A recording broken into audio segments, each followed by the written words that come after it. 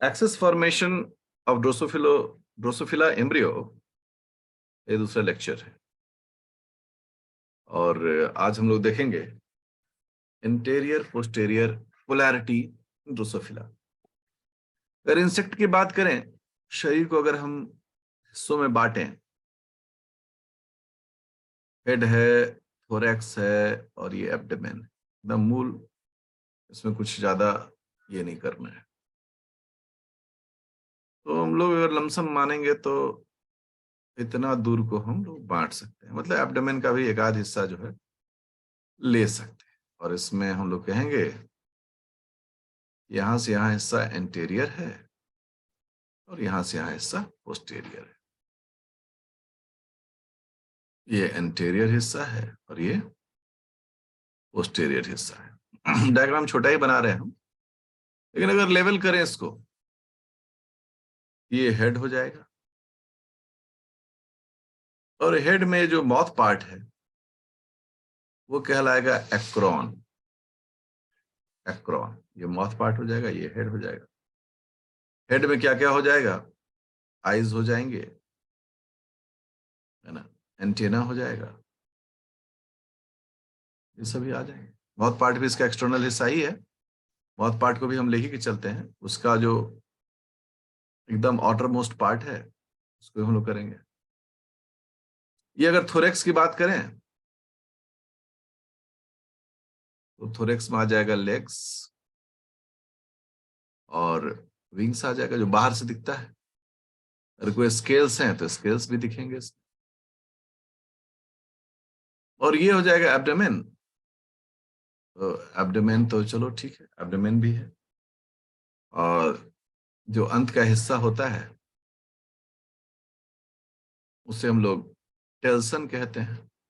Tell, उसमें tell type का तो कुछ होता है, लेकिन लास्ट जो टर्मिनल होता है उसे टेल्सन कहा जाता है। ये एब्डोमेन है तो ये टेल्सन है। इस प्रकार से सभी हिस्से बटे हुए हैं। अच्छा, जो भी हेड थोरेक्स एब्डोमेन है तो सब तो सेगमेंटेड ही होता है। ऐसा तो नहीं होगा कि किसी में कोई टुकड़ा नहीं होगा। और जब सेगमेंट की बात आएगी तो कौन कितने सेगमेंट में बटा है, इसकी क्या खास बात है, कौन रिप्रोडक्टिव ऑर्गन कहाँ रहेगा, फलाना चीज में, तो हर चीज जो है वो अपना एक बटा हुआ है, हिस्सेदारी सबकी बटी हुई है। अगर हेड की कहें तो हेड में हम लोग कहते हैं ड्रोसोफिला में 3 सेगमेंट्स है, 3 टुकड़ों से ये बना हुआ है।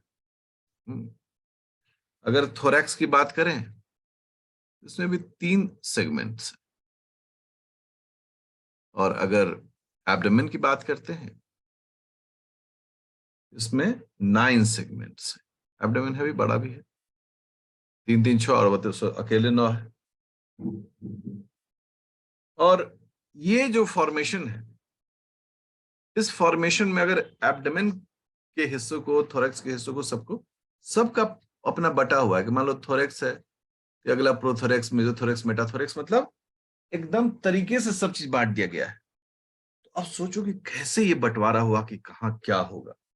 इसी प्रक्रिया को सीखना है और इसी प्रक्रिया के लिए आज हमारा टॉपिक स्टार्ट हो रहा है। अब हम इंटीरियर पोस्टीरियर की बात करें तो 3 प्रकार के जो जीन्स के परिवार हैं, 3 groups of genes interior posterior के लिए चाहिए। और इंटीरियर पोस्टीरियर एक्सिस, जो पहला ग्रुप है इसमें, उसे हम लोग बोल रहे हैं, जो कि मदर ने ही एक बनते वक्त में डाल रखा था, द मैटरनल जीन्स। मतलब इन जीन्स का फॉर्मेशन ड्यूरिंग oogenesis हो चुका है, ये वहीं से आ रहे हैं। सेकेंड जो ग्रुप है उसमें हम टुकड़ों में बांटे हैं, 3 3 और 9 टुकड़े, द सेगमेंटेशन जीन्स। ये सेगमेंटेशन जीन्स का शब्द का ही अर्थ है कि ये शरीर के जो डिफरेंट सेगमेंट्स हैं उनको ये मतलब तय करने में मदद करेगा। बढ़िया। और सी जो है उसे बोलते हैं the homeotic selector genes, the homeotic selectors genes. इसके भी काम है, अभी इस पर चर्चा हम तत्काल नहीं करेंगे क्योंकि यह शब्द का अर्थ समझाना अभी तुरंत मुझे जरूरी नहीं लगता है, आगे हम इसको सीखेंगे। अब जब क्रम में आते हैं तो सबसे पहला जो ग्रुप है वह है the maternal jeans. Maternal jeans जो कि ऊप्लाज्म से ही चलता आ रहा है और इनकी कृपा से एंटीरियर पोस्टीरियर का फॉर्मेशन होना है। इस मैटरनल जीन्स में अगर हम बोलें कि भाई एंटीरियर एंड पोस्टीरियर दो पार्ट मान लें, तो एंटीरियर के अंदर में कौन कौन से जीन्स? तो एंटीरियर के अंदर में दो जीन्स। सबसे पहला बिक्वाइड, अब यहां तो मान लो प्रोटीन लिख दिए, जीन्स लिखते थे या तो स्मॉल में लिखते या सब कैपिटल में लिखते, एक बिक्वाइड हो गया।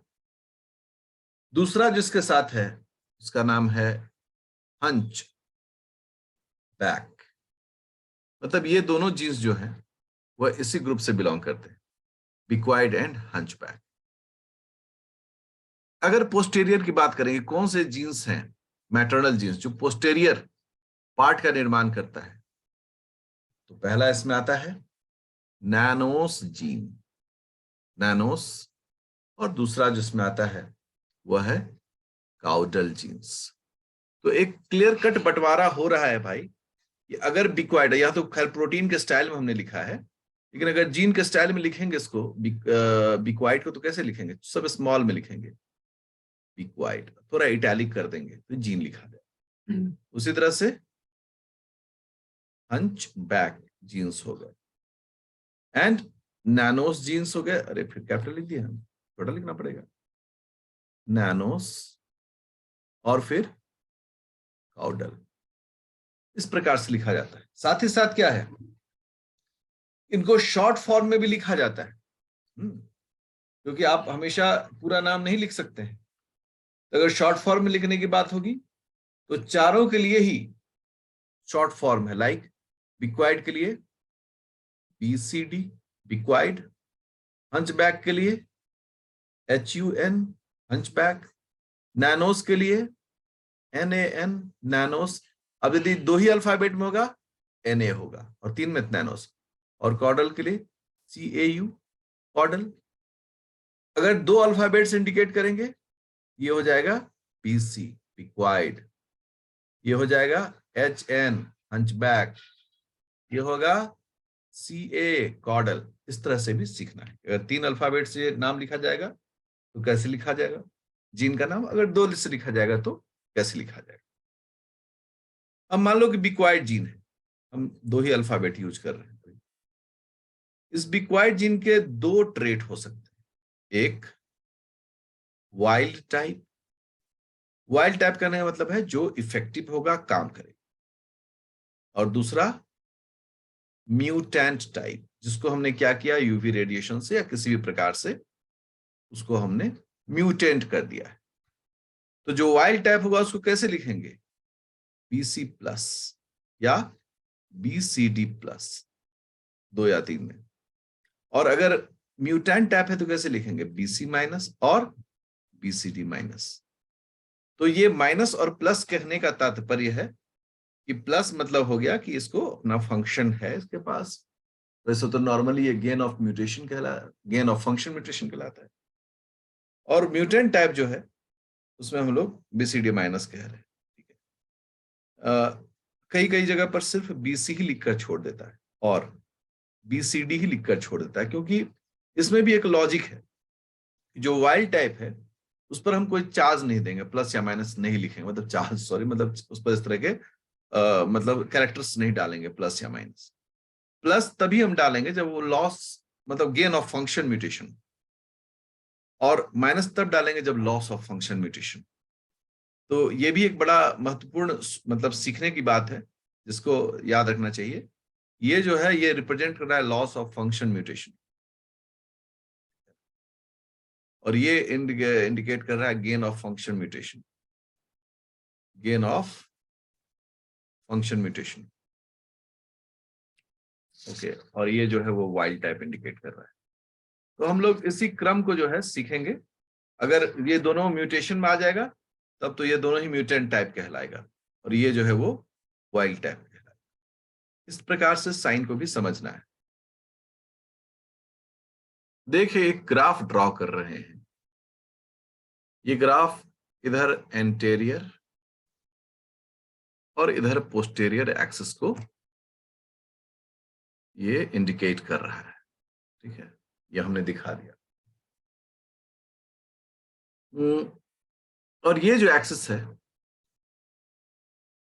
यह है कॉन्सेंट्रेशन, मतलब कितनी मात्रा है। अब देखिए, सबसे पहला जो जो हमारा एमआरएनए है, चूंकि मैटरनल जीन है तो एमआरएनए को ही इंडिकेट करेंगे, यहाँ डीएनए इंडिकेट नहीं होता है। अगर उसको यहां पर ऐसे दिखाएं तो सबसे पहला जो हम दिखा रहे हैं वो दिखा रहे हैं ये जो हिस्सा है ना बॉडी का,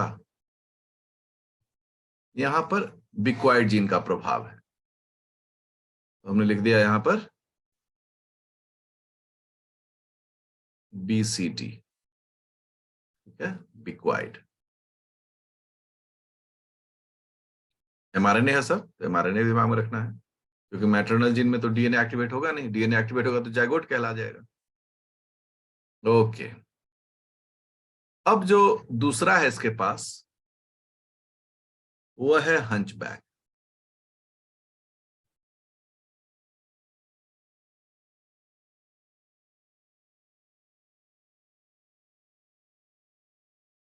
हंचबैक को जब हम देखते हैं तो हमको दिखता ये है, ये एक कोने से दूसरे कोने तक है हंचबैक,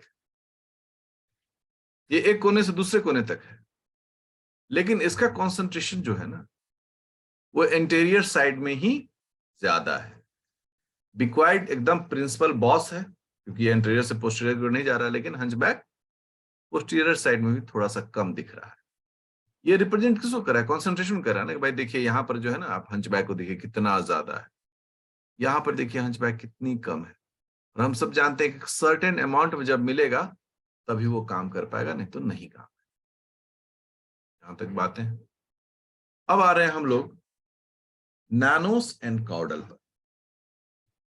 ठीक उसी प्रकार से नैनोस के लिए भी जो हम ग्राफ बनाते हैं तो हम लोग दिखाते हैं कि ये नैनोस, ये नैनोस है। बढ़िया। और दूसरा जो इसमें जीन है दैट इज काउडल मॉर्फोजीन्स, उसका प्रभाव देखिए। ठीक बैक की तरह वो बिहेव कर रहा है। उसकी मात्रा जो है ना वो पिछले वाले हिस्से मतलब पोस्टीरियर रीजन में ज्यादा है और वो अगले वाले हिस्से में बहुत कम है, और इस कारण से उसका जो मेजर एक्सप्रेशन है वो कहाँ देखा जा रहा है? पोस्टीरियर साइड में देखा जा रहा है, जबकि इंटीरियर साइड में वो नेग्लिजिबल है। इस प्रकार से ये चारों जो मैटरनल जीन्स हैं उनके प्रभाव को हम देख रहे हैं।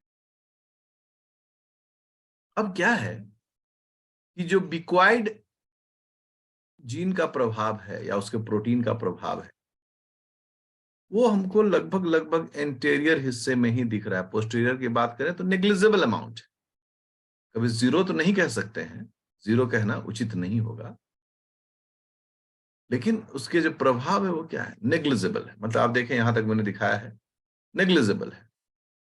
और वहीं पर अगर नैनोस को देखें तो नैनोस भी मोर प्योरली पोस्टीरियराइजेशन मतलब पोस्टीरियर हिस्से में ही दिख रहा है। इंटीरियर हिस्से में ये नेग्लिजिबल है। नेग्लिजिबल मतलब अगर इधर 1 किलो है तो वहां पर 5 ग्राम है, ऐसे समझिए। लेकिन वहीं पर खिलाड़ी कौन है? हंचबैक और कॉर्डल। हंचबैक और कॉर्डल के बारे में क्या कहते हैं? ये कॉर्डल है, इसके बारे में कह रहे हैं कि ये दोनों लगभग लगभग दोनों जगह पर मौजूद है, मतलब एंटीरियर में भी और पोस्टीरियर में भी। लेकिन हंचबैक का एंटीरियर में ज्यादा कॉन्सेंट्रेशन है, उसी प्रकार से कॉर्डियल का पोस्टीरियर में ज्यादा कॉन्सेंट्रेशन है। अब मन में एक सवाल आता है कि फिर कॉन्सेंट्रेशन से क्या होता है? हमेशा याद रखो, quality quality of morphogens and, quality के साथ ही हमको लिखना चाहिए यहां पर, एंड क्वांटिटी ऑफ मॉर्फोजेंस, ये डिसाइसिव होता है क्या किस क्वालिटी में कितनी मात्रा चाहिए। मान लीजिए हम कहें कि हेड के लिए 100 ml हमको बिक्वाइड जीन चाहिए, ठीक है, जबकि थोरेक्स के लिए हमको ये 50 ml चाहिए, ठीक है, और एब्डोमेन के लिए ये कभी भी मतलब 10 ml से कम ही होना, 5 ml से कम ही होना चाहिए, ज्यादा नहीं होना चाहिए, तभी एब्डोमेन बनेगा। तो कहने का मतलब है कि ये क्वांटिटी वाइज बोल रहा है, क्वांटिटी वाइज। और कई बार क्या होता है कि कॉम्परेटिव क्वांटिटी, कॉम्परेटिव क्वांटिटी, ये भी टर्म आता है क्वांटिटी। अब कॉम्परेटिव क्वांटिटी में क्या है कि दो तरह के प्रोटीन्स हैं, ए प्रोटीन एंड बी प्रोटीन, ठीक है ना। कहता है कि जब ए बी से बहुत ज्यादा होगा तो एक्स पार्ट बनेगा, जब ए और बी बराबर होगा तो वाई पार्ट बनेगा, और जब ए बहुत कम होगा और बी बहुत ज्यादा होगा तो जेड पार्ट बनेगा। अब कई बार साइंटिस्ट के दिमाग में आता है कि छोड़ो, मान लो कि हम यहां पर जब ए से ही बन रहा है तो बी को हटा दें, मैंने बी को मास्क कर दिया, रिजल्ट क्या हुआ? एक्स पार्ट नहीं बना। इसका मतलब साफ है कि यहां पर बी भी महत्वपूर्ण है, और बी और ए का रेशियो जो है वह तय करेगा एक्स पार्ट को, वाई पार्ट को एंड जेड पार्ट को। तो ये चीज समझना बहुत जरूरी है कि जब आप एक से ज्यादा जीन को किसी जगह पढ़ रहे हैं तो कई बार हमें तुलनात्मक अध्ययन करना होता है कि किसकी मात्रा कहाँ कितनी चाहिए, उस प्रकार से ही उसका निर्माण भी होता है। बिक्वाइड जीन की चर्चा अगर हम करें, इसे हम कहते हैं एंटीरियर ऑर्गेनाइजिंग सेंटर है ये, और इसकी मात्रा एंटीरियर साइड में सबसे ज्यादा होती है। अब हमको इस बिक्वाइड प्रोटीन या उसके जीन की हमें परीक्षा लेनी है। जब परीक्षा लेनी है हमें, तो हमें थोड़ा सा तरीके से काम करना होगा। कैसे काम करना होगा भाई? हम कुछ म्यूटेंट व्यूटेंट करके देख। तो बिक्वाइड जीन के बारे में जब हम लोग लिखना शुरू करते हैं तो सबसे पहला कहते हैं क्या कि जो बिक्वाइड आरएनए है, बिक्वाइड एमआरएनए, इस एमआरएनए से बनता है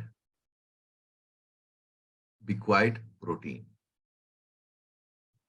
और यह प्रोटीन जो होता है यह एक ट्रांसक्रिप्शन फैक्टर होता है। क्या होता है ये?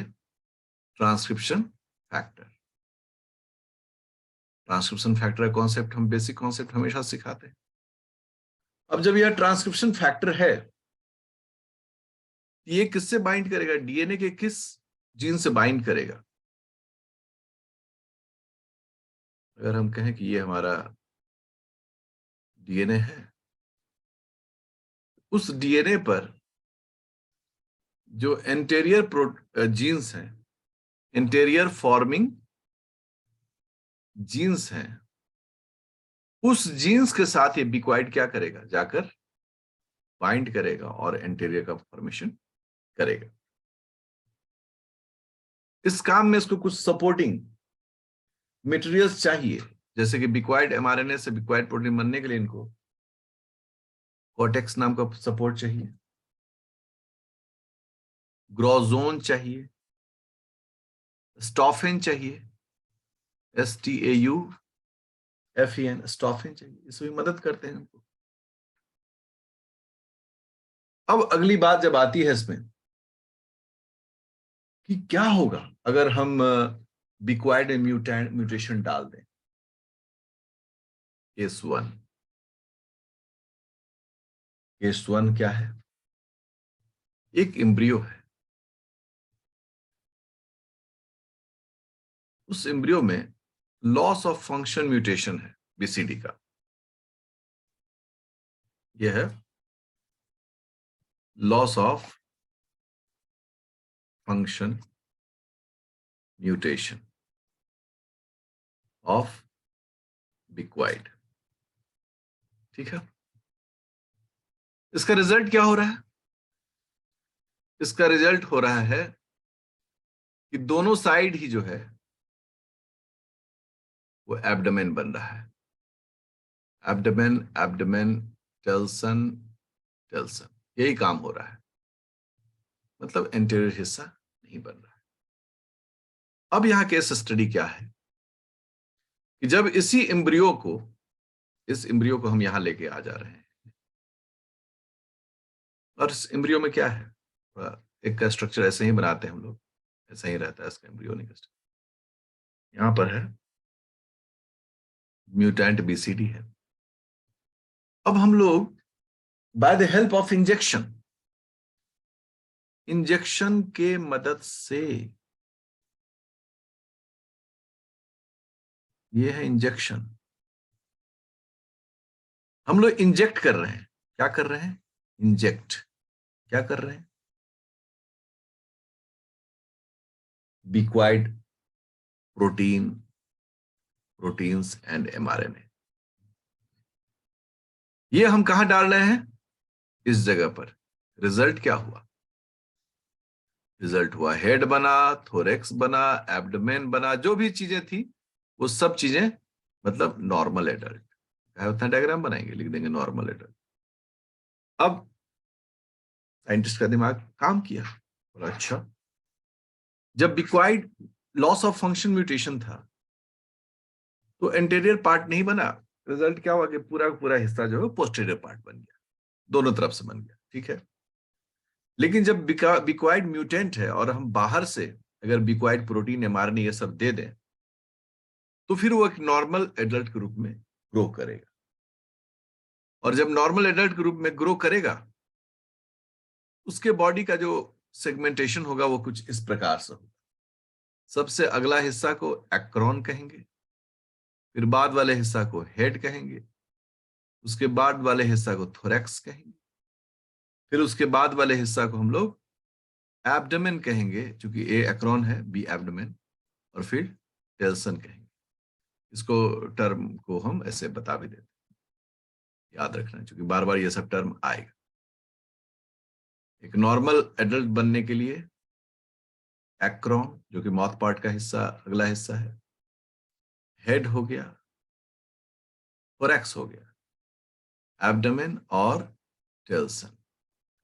ए stands for acron, H stands for head, T stands for thorax, A stand for abdomen, and T stand for telson.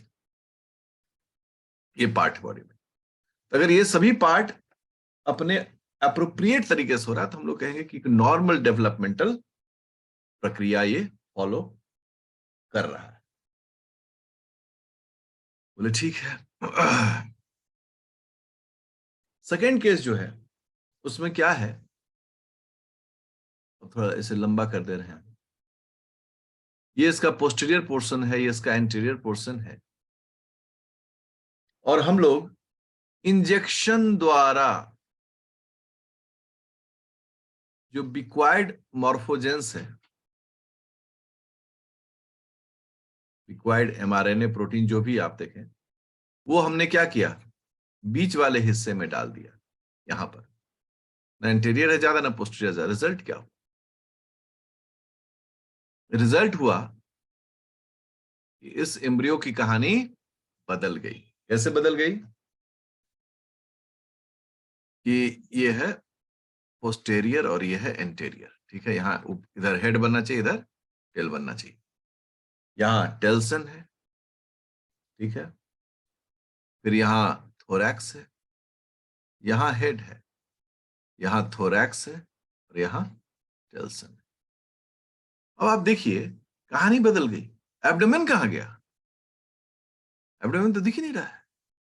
ये तो बीच में हेड आ गया, हेड बीच में, थोरैक्स दोनों साइड और टेल्सन दोनों साइड, क्योंकि हमने बिक्वाइड को कहाँ डाला? बीच में डाला।